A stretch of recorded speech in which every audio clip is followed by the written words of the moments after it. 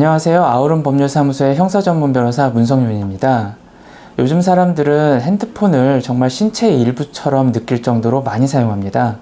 그러다 보니 그 핸드폰을 가지고 블로그나 카페, 페이스북이나 인스타 등 각종 SNS 활동을 하면서 타인의 명예를 훼손하여 형사처벌까지 받는 경우가 자주 발생하게 됩니다. 오늘은 사이버상 명예훼손에 대해서 한번 알아보겠습니다. 사이버 공간 내에서 명예훼손 행위가 자주 일어나기 때문에 이를 처벌하는 법률을 별도로 만들 정도입니다. 그 이름도 긴데 한번 읽어보면 정보통신망 이용 촉진 및 정보 보호 등에 관한 법률입니다. 이게 너무 길어서 이제 정보통신망법이라고 부르죠. 이러한 사이버 공간의 경우에는 전파력이 워낙 막강하고 요즘 시대에는 SNS에서의 삶이 개인에게 미치는 영향이 매우 크기 때문에 사이버 명예훼손을 오프라인상의 명예훼손보다 훨씬 더 중하게 처벌하고 있습니다. 그러면 어떻게 해야 사이버 명예훼손죄에 해당하지 않게 될까요? 이와 관련해서 주의할 점을 한 5가지로 정리해서 말씀드리겠습니다. 공공연하게 퍼뜨리는 경우에 명예훼손죄가 됩니다.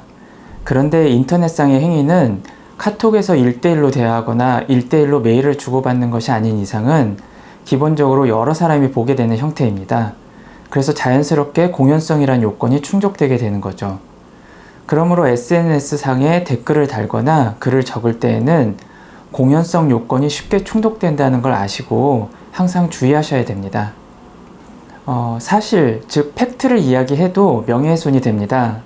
허위사실, 거짓 정보를 퍼뜨리면 더 가중 처벌을 받게 되는 거고요. 한편 어떤 사실이 아니라 자신의 어떤 개인적인 의견을 적시하는 것은 괜찮습니다. 그런데 만약 그 의견이 타인을 비방하는 수준이라면 별도로 모욕죄가 성립될 수는 있으니까 그것도 조심하셔야 합니다. 피해자가 누구인지 특정될 수 있어야만 명예훼손죄가 성립됩니다. 다만 정확하게 특정하지 않고 이니셜이나 초성 등으로 표시를 하더라도 정황상 그 글에서 이야기하는 사람이 누구인지 알 수 있다면 명예훼손죄가 성립될 수 있습니다. 사이버 명예훼손죄는 형법상 명예훼손죄와 다르게 비방의 목적이 있어야 합니다. 비방의 목적이란 말 그대로 타인을 헐뜯거나 공격하는 등 가해 의사나 목적이 있는 경우를 말합니다. 그런데 그 행위가 공공의 이익이 있다면 비방할 목적은 인정이 되지 않겠죠. 그래서 대법원도 사용 후기나 댓글 등을 올리는 과정에서 정확한 사실에 기초해서 적은 것이라면 명예훼손죄를 판단하는 데 있어서 매우 신중해야 한다는 입장을 취하고 있습니다. 즉, 명예훼손죄가 성립되기 어렵다는 뜻이죠.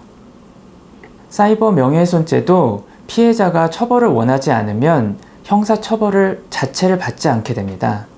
따라서 실수로 명예훼손 행위를 했다면 그 피해자에게 진정으로 사과하고 용서받는 것이 매우 중요합니다. 인터넷상으로 뭔가 글을 올릴 때 자신의 글이 누군가에 대한 내용을 포함하고 있다면 그것이 명예훼손이나 모욕행위에 해당되지 않는지를 꼭 한번 생각해 보시기 바랍니다.